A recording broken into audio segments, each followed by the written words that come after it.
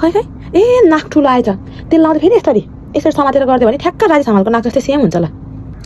तर उता नानी हो नि आन्टी भाइ त कस्तो कालो हो त अब नयाँ मान्छेको मुख पैसा नहेरी हेर्नु भन्छ नि ल समात ल अब कसरी समातेको बाबुले पैसा त चिनेको भाइ अहिले सानैमै चिनेको ए कत्रो ठुलो निधार रहेछ त निधार ठुलो हुनेहरू भाग्यमानी हुन्छन् अरे यो बाबु लक्षणको छ भाग्यमानी छ यो होइन के हो बाबु त न बाउपट्टि न आमापट्टिको हात